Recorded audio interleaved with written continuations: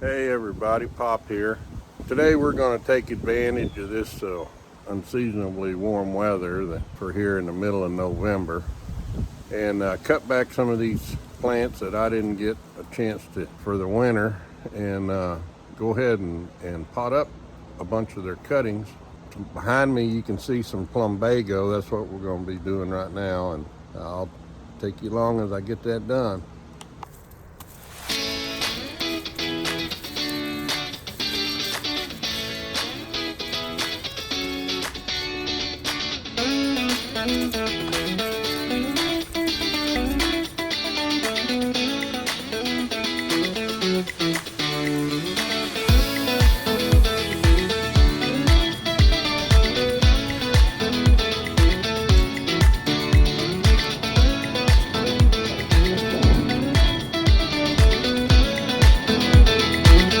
Well, as usual, I didn't pick the best time of day to be out here doing this, propagating these cuttings, but oh well.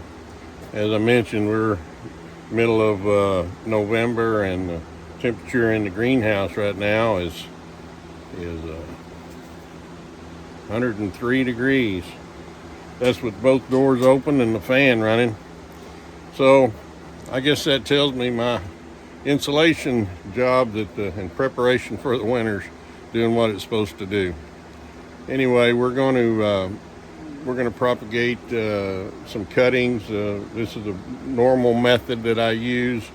A little fancier as far as what we're sticking them in, but normally I just stick them in a pot of dirt. But today we're going to be using a combination of sand and peat moss, and so it's just the only reason I put the peat moss in there is just to make it a little bit lighter. I mean, pure sand, 3 inches of sand in this bucket gets pretty heavy. So I put about 2 inches of sand and about 1 inch of peat moss. It doesn't need any nutrients really to root. So that's, like I say, just to lighten the load a little bit.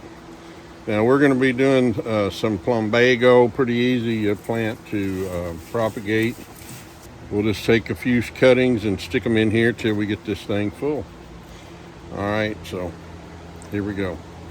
What we'll do is we'll take cuttings and we'll strip the leaves off the bottom end of it, cut it just right at the base of the node, make sure there's no blooms on it, and then we're just going to stick it in here. Now, really the first thing I ought to do is to put the water in it, and for this we're just using a little bit of rainwater. There is one hole in the bottom of this bucket. Actually, it's in the lower side. And we're going to put, probably about a gallon in here or so. That's going to be the only water that it's going to get. Probably till spring. We're going to put them in here, going to put the lid on it, maybe watch it close. Make sure that we don't get any mildew growing or any of that. May prop the lid at times, especially like today when it's so darn hot. Use these clear plastic totes that you get at the dollar store for $3 a piece or whatever. So as you can see, that water's running out of there. Now, for almost any cutting, you need some that's got some energy in it. So that means that you need to kind of have the bigger stems that are not woody. And so make sure that, like that one there's got that growth node there where it was divided.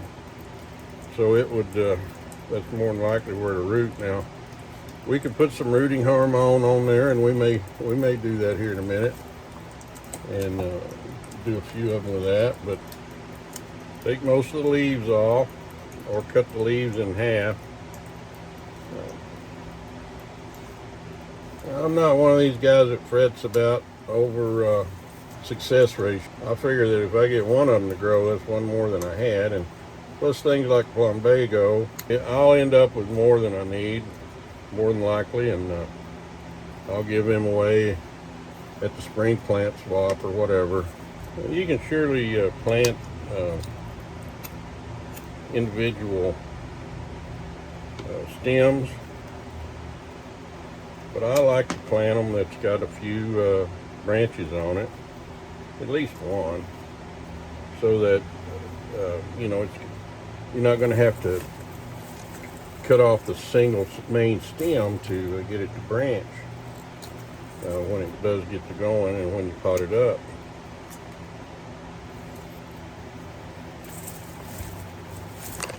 But I'm sure I'm going to put some singles in here before it's all said and done.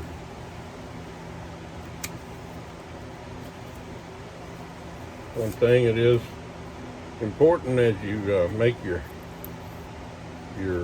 initial cuts on this is that if you're going to reuse part of that cutting, that you know which way's up. And you can usually tell by the way the leaves are pointed, but sometimes you get confused. If you put it in there upside down, it's not going to root.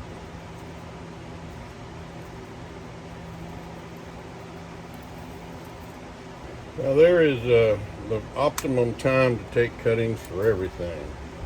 And for those things that I really want to, that I'm really serious about trying to propagate, then I will pay a lot of attention to when the best time of year and conditions that is best for that particular plant. But to be honest, most of the time, what I do is I'm going to take cuttings anytime I trim my plants back. In the late winter, February, when I cut my roses back, I won't waste a single rose cutting. I'll stick every one of them. Now, is that the best time to do that? No, it's not. Have I had success with it? I certainly have.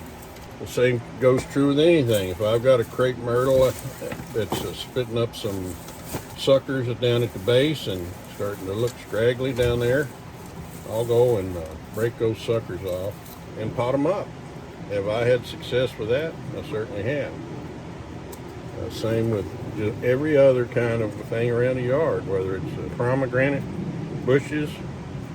Now, one thing I haven't had much luck with, the traditional privet hedge, probably because the cuttings are too small. They don't have enough energy in them when I'm just trimming them to shape them up. But I stick them anyway. I've never been successful with one of those.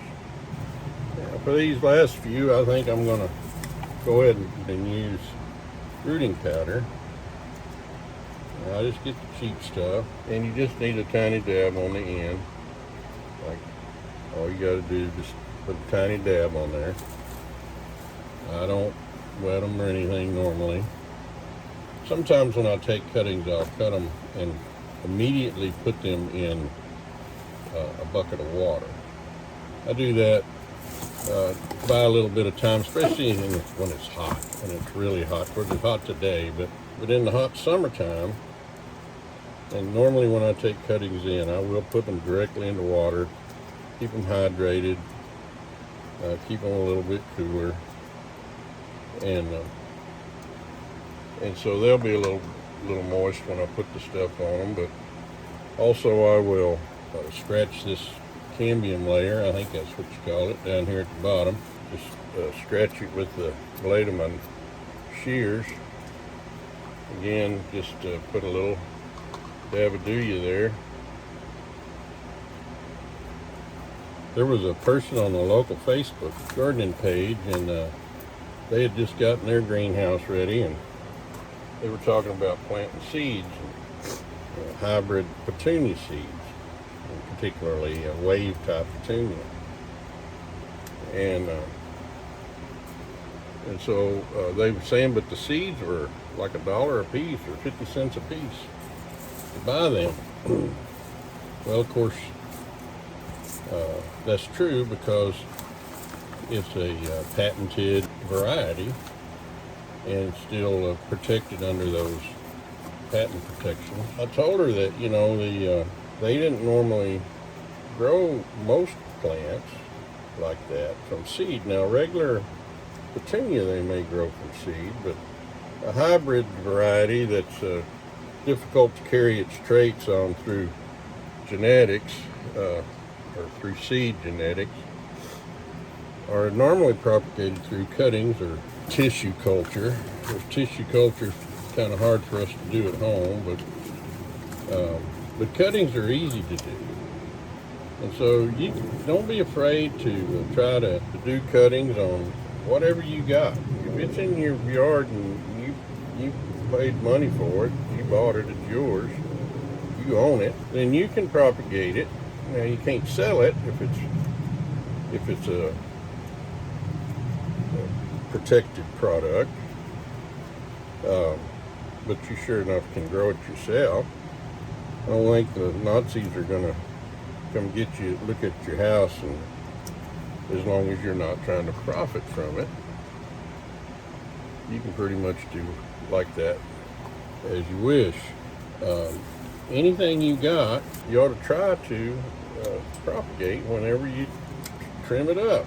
Like I say, there's sometimes conditions are better than others, and it may be that you need to take them in the house instead of doing it out in the yard. But most of the time, a shady spot in the yard that you can kind of keep moist will work. It'll work for almost dang near anything that grows well in your area. So anyway, my point here is that I encourage you to just go for it. I mean, it's absolutely nothing to cutting these little sticks and sticking them in some dirt, and that is as simple as it gets, friends. And like I say, you know, if you're doing this, you know, if you bought a plant or spent a lot of money and it's critical, it's you know, it's grandma's heirloom plant that you're trying to preserve for ever, then of course you're going to have to be a little bit less haphazard about it and more particular if you want to have a higher rate of success. Plants like that, sometimes you can't get but one or two cuttings off of them, and so you really, you know, you got to have some success. It's got to work. Now, there's never a guarantee, but if you look up that plant, whatever it is, and you look up the propagation processes, some plants don't do as well from cuttings. Some plants do better from root cuttings. I mean, there's every plant out there that we have will propagate in one way or another, or we wouldn't have it. Just learn about the best way to do that. Some take it, you know, root real easy just in a glass of water. Matter of fact, most plants will. So anyway, we fooled around here now and got us a bucket full of Plumbago, and I have no idea what our success rate is going to be. I will do my best to remember to come back in a few months from now, and we'll open this thing up and see how we did. It could be that every one of them rocks. Who knows? And then it could be that every one of them strike. So that wraps it up. I'm going to take the lid to this now.